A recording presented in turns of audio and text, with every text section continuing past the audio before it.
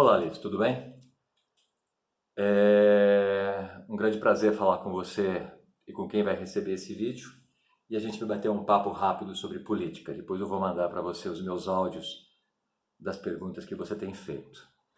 Eu sou o Marcelo, eu trabalho com política há 20 anos e é muito complexo a gente falar de política com as pessoas, porque o Brasil teve uma época que ele tinha 70 milhões de técnicos de futebol. Hoje o Brasil tem mais de 200 milhões de consultores políticos. E consultor político é aquele que ganha para falar de política. Porque política é uma arte abstrata que depende de ferramentas que são empíricas e experimentais que você faz na rua com o cidadão. Tudo que está acontecendo no Brasil hoje é uma grande experiência. As pessoas estão experimentando tudo. E aquele que está ganhando muito dinheiro com a política está analisando tudo isso. Muita coisa é feita com pesquisa. As pesquisas e análise de dados são um instrumental importantíssimo na mão de um agente político, para que ele saiba exatamente para onde está indo a tendência política, para que ele conquiste o que é mais importante na política. Na política existem duas coisas extremamente importantes: o voto e o dinheiro. E as duas coisas estão extremamente entrelaçadas. Não pense você que o mais importante da política é o bem-estar social da população, é a democracia, isso é blá, blá, blá, blá, blá. Isso é um discurso que é feito para que o interlocutor entenda e acredite, seja enganado, e continue favorecendo grupos políticos com voto, para que ele tenha mais poder e dinheiro.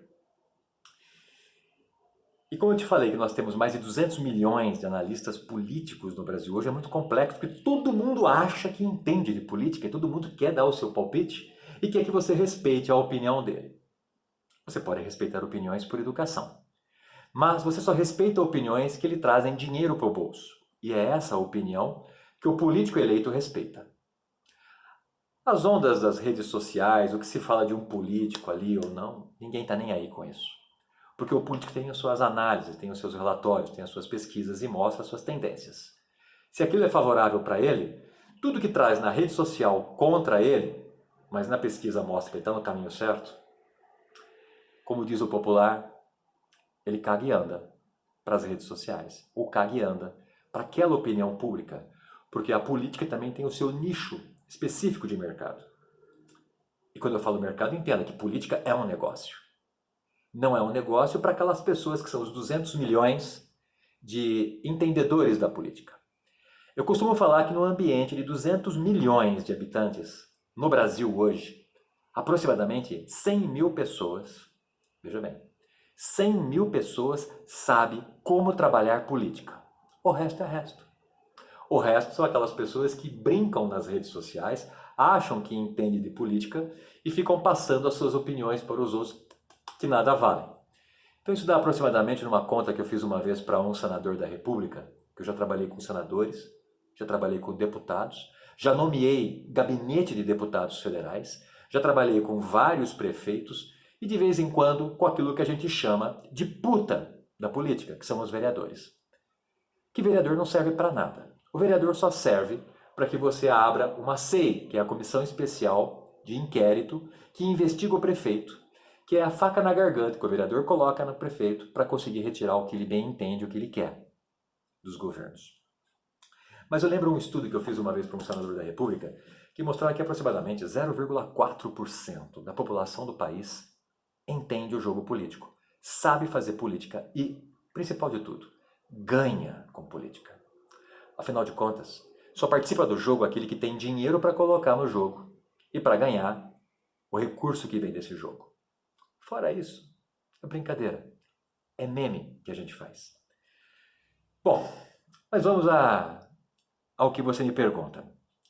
Em 14 meses do governo Bolsonaro, já houveram 11 trocas ministeriais. Foram 9 saídas e 2 mudanças de pasta. Como a rotatividade de ministros do governo Bolsonaro pode afetar a economia? Qualquer mudança de ministério, qualquer mudança de secretaria afeta uma economia, seja ela municipal, estadual ou da União ou federal. Ela afeta dependendo do trabalho que o agente político está realizando naquele momento, porque é toda uma mudança de filosofia, de projeto político. Mas no caso Bolsonaro é algo muito interessante de se analisar. Eu costumo falar que Bolsonaro e Lula, por exemplo, são iguaizinhos, são dois populistas, são dois extremos. Eles sabem trabalhar muito bem o ambiente político, a massa cinzenta política e devolver aquilo num discurso para o seu eleitorado. Bolsonaro governa para 30%. Ele não governa para a grande maioria. Ele governa para 30%, que é o seu palco, o seu picadeiro, que dá sustentabilidade para o seu discurso. Então as mudanças de Bolsonaro, e Bolsonaro é um homem extremamente inteligente, ele não é burro. Tem uma outra coisa que a gente fala em política, quem senta na cadeira de couro e dá uma volta nela, burro não é. Até o vereador que foi eleito com 30 votos em qualquer cidade do Brasil, que tem cidades que o cara é eleito por 30 votos, ele é inteligentíssimo. Ele é muito mais inteligente do que eu e do que você junto. Do que até o seu professor, que deu essa matéria para você. Porque ele conseguiu sentar naquela cadeira. Ele conseguiu enganar, através de um discurso, através de ações, e vai viver, no mínimo 4 anos, com você, nós pagando o salário dele e as mordomias dele. Então essa é uma análise que a gente faz no métier, atrás das cortinas do jogo político. Agora, as trocas políticas de Bolsonaro, elas são mais graves ainda, porque as trocas dele não são técnicas. São trocas ideológicas, que eles querem que seja de acordo com o pensamento dele. E Bolsonaro não está nem um pouco preocupado ainda com o pensamento do mercado, porque o que manda na política é o mercado financeiro. São os patrões. É outra coisa que eu sempre falo. Na política, todo mundo tem patrão. Bolsonaro tem o patrão dele. Embora ele seja rebelde, queira trabalhar como se fosse o dono da caneta Bic, não, tem gente que manda nele. Tanto é que você pode ver que quando ele faz um discurso às 6 horas da tarde, no dia seguinte ele muda o discurso. Porque as pessoas se reúnem em torno dele, conversam com ele, vem ordem de alguém falando que tem que mudar porque aquilo vai prejudicar o andamento do projeto político, que é a arrecadação de dinheiro para algum grupo. E essas rotatividades afetam a economia porque cria uma instabilidade no mercado, cria uma instabilidade no dono do dinheiro. Uma troca de um ministro, por exemplo, da saúde, cria uma instabilidade de quanto tempo o mercado vai continuar fechado ou aberto. Que tipo de negócio vai abrir ou vai fechar?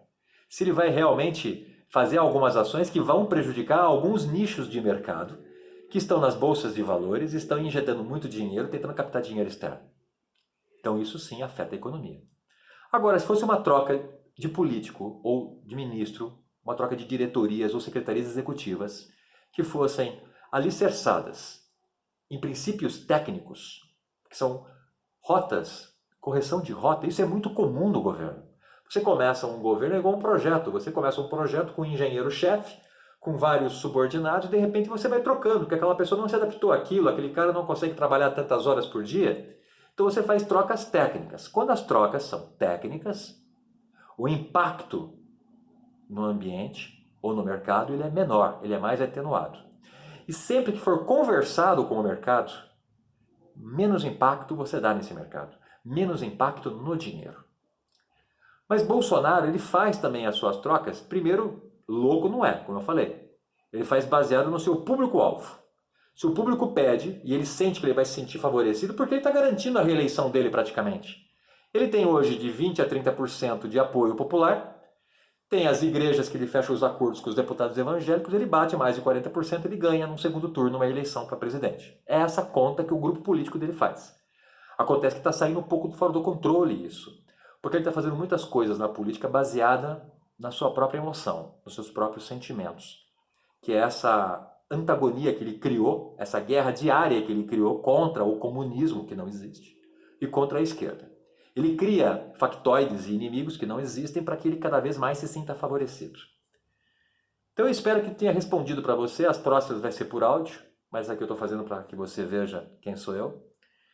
E sim, hoje no governo específico Bolsonaro, as trocas que ele faz de qualquer ministério relevantes à economia, Ministério da Saúde, Ministério da Infraestrutura, Ministério de Finanças e Planejamento, Ministério da Cultura, que não existe mais, você pode ver que ele trocou a Regina Duarte 2 vezes, né? Tirou aquele rapaz que fez alusão ao nazismo e agora trocou a namoradinha do Brasil, está colocando o ex-galã da Malhação. Isso vai afetar pouco, porque a indústria cinematográfica no Brasil é pequena, o volume de dinheiro envolvido nisso é muito pequeno, né? Agora, se ele mexer no Paulo Guedes, por exemplo, e dependendo do motivo pelo qual ele mexe no Paulo Guedes, se ele tirar um Paulo Guedes e colocar um profissional tipo Meirelles, o mercado aceita, porque o mercado dita as regras.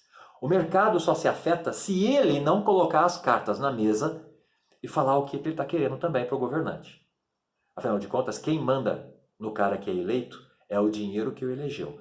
E não pense você que Bolsonaro foi eleito pelas redes sociais. Foi muito dinheiro envolvido para trabalhar as bases eleitorais dele, mas muito dinheiro mesmo. A diferença é que ele teve um impulso magnético, uma onda gravitacional que era o antipetismo, que já está muito desgastado hoje em dia. Prazer enorme.